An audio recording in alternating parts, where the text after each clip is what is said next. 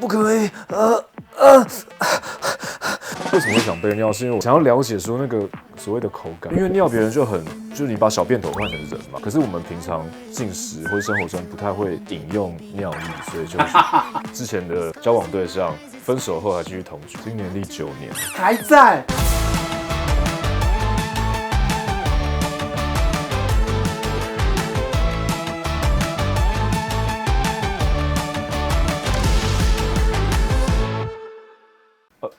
回答的时候看着你，全部都看着我，这样有没有比较轻松？好，加油！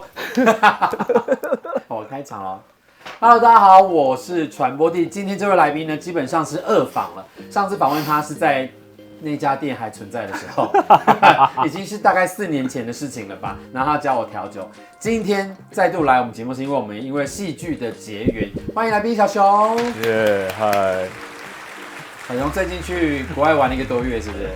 对。怎么这么幸福？想要看看不一样的世界长什么样子？世界对。可是真的很久，我以为你是回来之后还在发照片的那种。后来我看到你移动城市之后，才发现，这个人是出国出很久。对，出国很久。其实你是我今年新戏那个睡睡你的爱，睡睡我的爱，蛮早就定下来的，最少是前2的演员。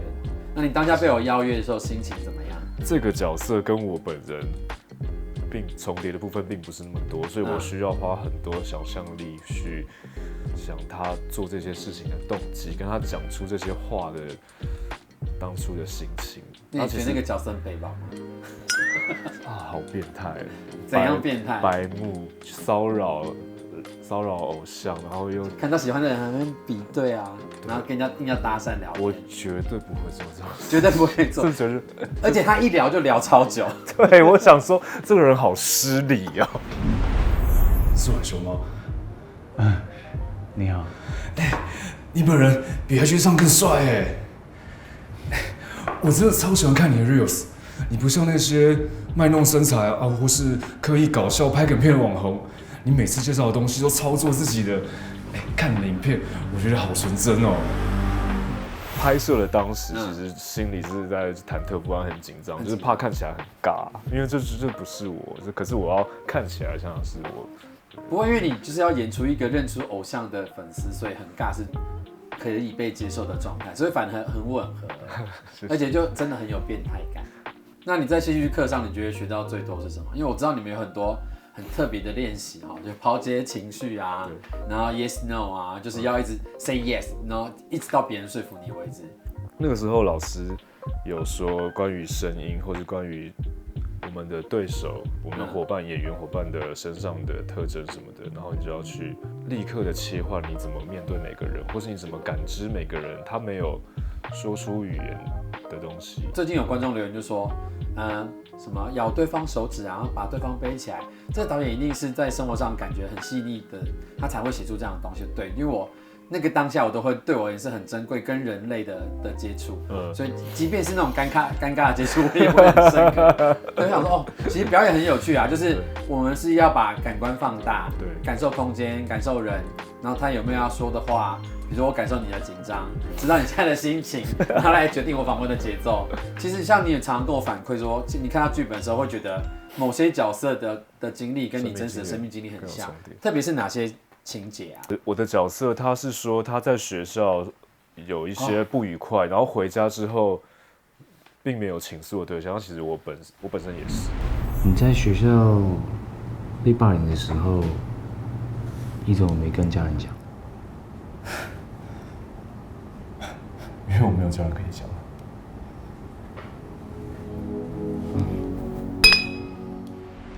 我小学的时候是隔代教养，然后其实我的奶奶她已经70、80岁，所以我其实不太会跟她聊。差很多对，那我跟我爸也是年纪差蛮多的，所以我没有那么多的时间，跟我没有这个念头想要去跟家人分享这些事情，所以我就会自己消化掉。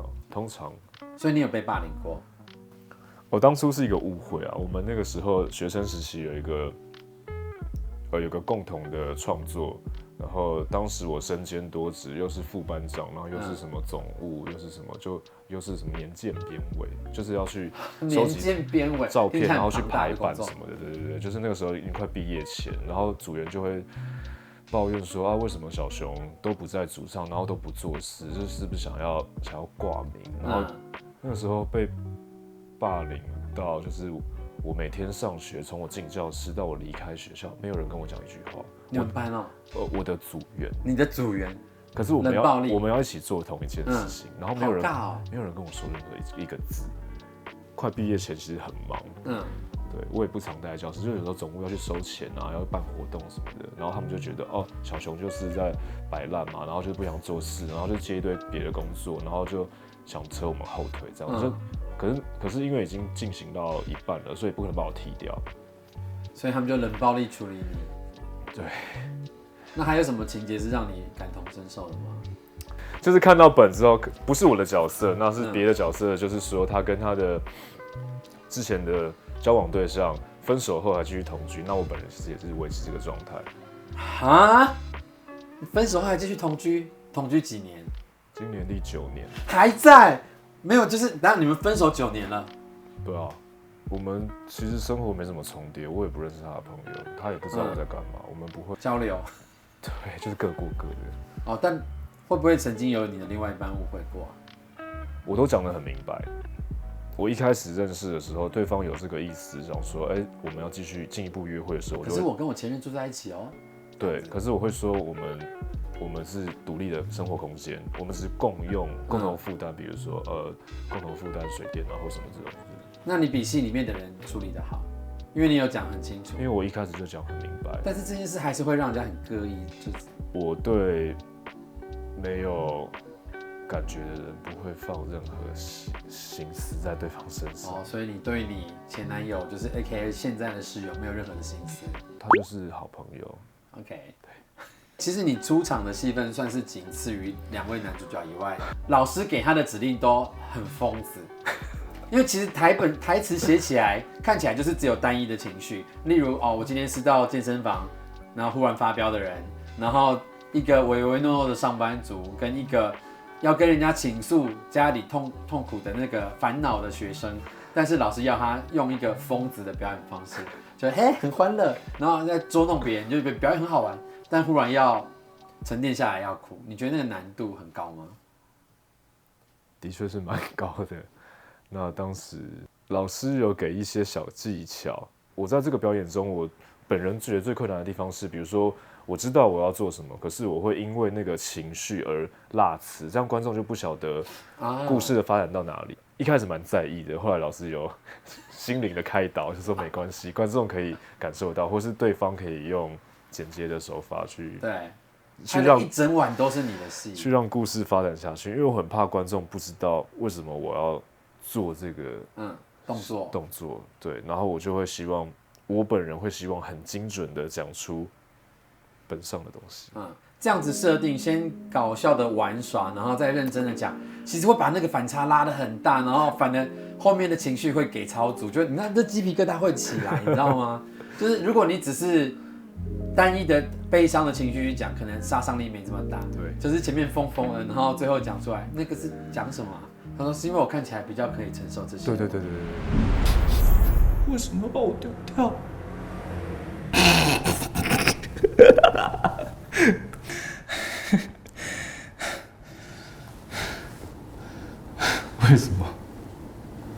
为什么？可以告诉我吗？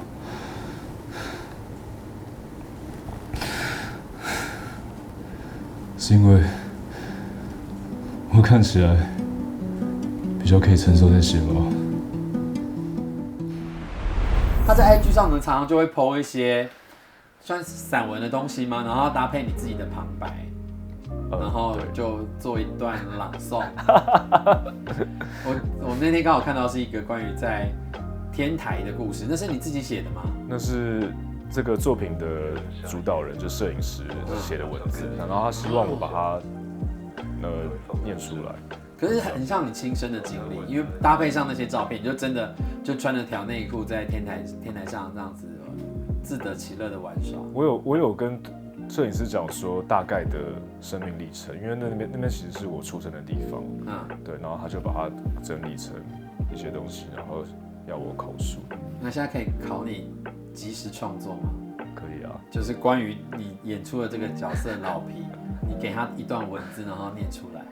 好，我比较喜欢冬天，因为冬天可以穿很多，可以穿上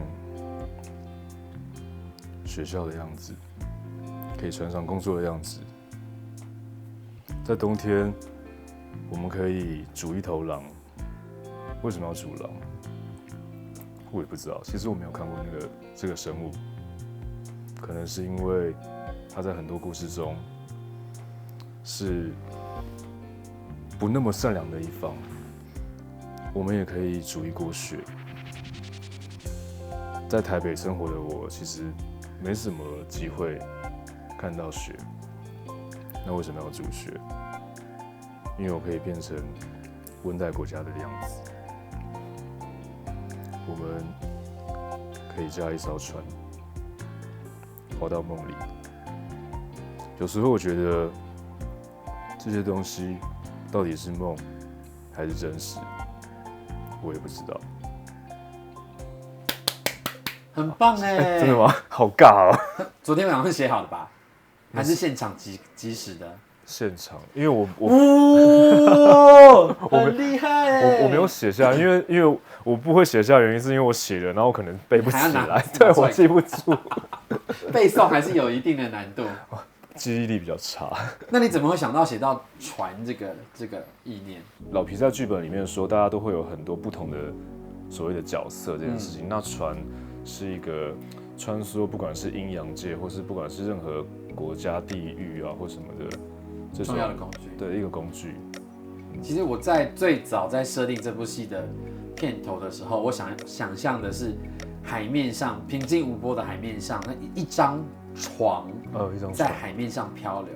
对，我就想说，你其实睡不着的时候，就好像置身在海上一样。所以你刚刚讲到船的时候，就我有点吓一跳，因为我还蛮喜欢这个意象的。有 match 到这样，所以我就觉得我刚刚讲到船的时候，我就有吓一大跳。不过更让我吓一大跳的是小熊对于尺度这件事的一些看法。他刚刚说就是打手枪而已啊，也没什么。就是在我们开录前，我问他拍过的那个情欲的写真的内容，他说就打手枪。然后有火山爆发吗？有。各位，就是我昨天在查他的资料，就看到他 po 那一本写真相关的资料的时候，居然还看到一个很奇怪的东西，就是他说他有附赠呻吟的音档。我想说，该不会是小熊本人念的吧？发出声音的吧？是。所以是一个什么样的呻吟的音档？是在进行的当下，还是你想象的配音的那种感受？不是在拍摄的过程，那是在因为那个东西是配合摄影师希望的主题，那他找我去当 model， 所以他会希望我在拍摄完之后，给这个所谓的被拍摄者的一个角色的创造出一些东西，那我就写了一些。所以不是呻吟，是一些对白，那是在符合那个情境下的对白。例如什么？我们现在可以听一下，是会被消音的吗？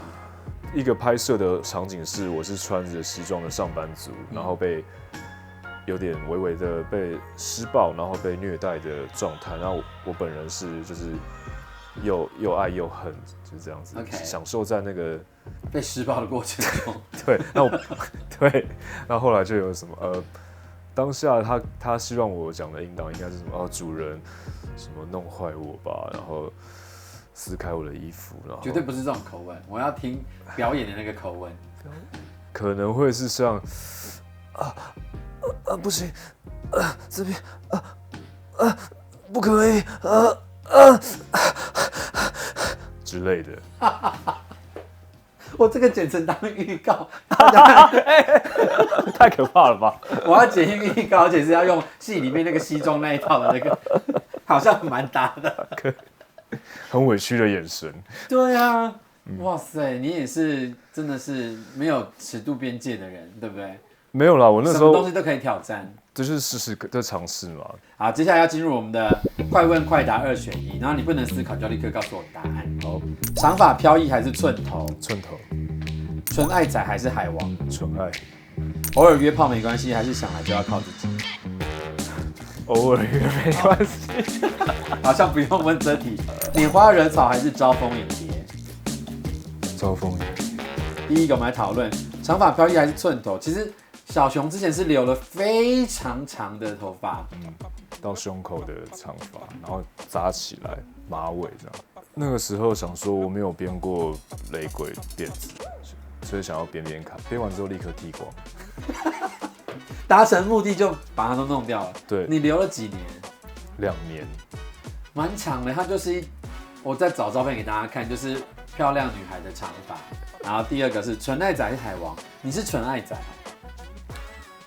因为我不太会有太多心思去照顾这么多人，比较需要自己的时间，所以我不会像海王那个样子说把时间分配给1、2、3这样，今天跟这个，明天跟这个，我觉得太累了，我没有力气做这件事情。你只能当纯爱仔。对，而且他的手机有限制1天使用的时间。对，超过时间他就不用手机。对，就锁起来了。那你觉得身体的忠诚度在爱情里面是一件很重要的事情吗？是啊，可是因为我单身啊。我只是想说，有些人会觉得，好像这个不是爱情里面必要的一环。我先说，我认为每一段恋爱关系都可以有他们自己的规定，只要我先讲明白。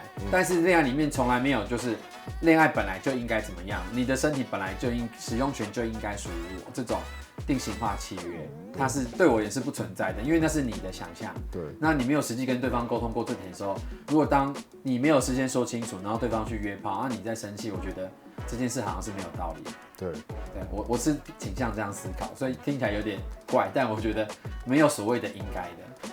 然后再来是拈花惹草跟招蜂引蝶，你选的是招蜂引蝶，你觉得这两个有什么不一样？拈花惹草感觉是从我这边主动散发出去，就是到处去试探，到处去接触。那招蜂引蝶可能是我是被动的那个人，我可能没有做什么事情，那会有不同地方的朋友想要来认识或者交流这样子，所以你是招蜂引蝶的类型。